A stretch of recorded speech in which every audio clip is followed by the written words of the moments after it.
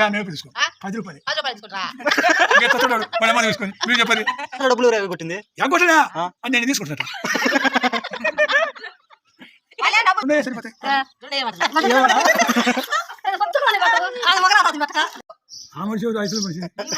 ఈ మనిషి నేను, ఈ మనిషి నువ్వు కదా. ఇప్పుడు నువ్వు చేసినవా? కూరగాయల కాసే గురించి మాట్లాడు. వాడు వచ్చింది రేపు వచ్చాక నీ కూరగాయలు లేడు. రానన్నా చెప్పింది, రానని చెప్పిండుగా. నాకు కుదరదు.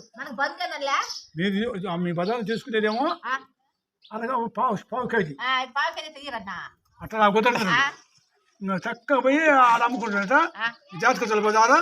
మరి మాదిగోళ్ళు వాళ్ళు నేను మీ ఊళ్ళోకి రానన్నాడు. ఊర్లోకి రాడా? వాళ్ళ తప్పితే మాదే పిల్ల తప్పితే మీ ఊళ్ళోకి రాను. అయితే మన బజార్లో డబ్బులు కొట్టింది ఎంకొట్టినా అని నేను తీసుకుంటున్నట్టు.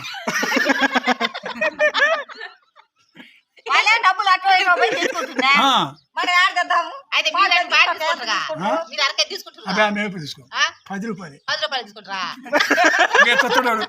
తీసుకొని మీరు చెప్పండి. దుర్గమ్మ గుర్తొచ్చే 10 రూపాయలు అంటే పెడుతుంది. దుర్గమ్మ తొందర కాసేయాలందు మనకు కొన్ని పెట్టిపోతుంది. 10 రూపాయలకైనా కాసే పెట్టాడు. అందుకని మనకు బంధు కట్టింది. అది వరకు గులుగులు తీసుకొచ్చింది.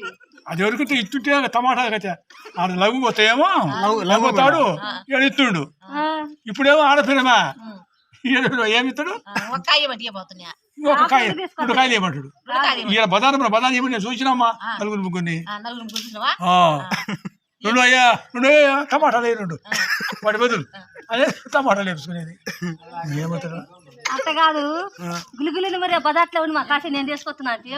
నేను తీసుకొచ్చాను నాకు లేక ఎప్పుడు చేసుకొచ్చుకున్నా. కానీ నేను మీకు తీసుకొచ్చి అమ్మా మీరు చూసుకోలేదు పెట్టినా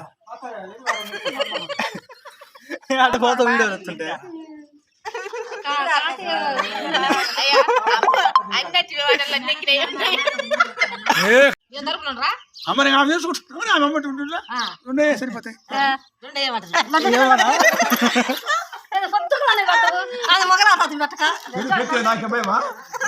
మాకేం భయమా ఏంది?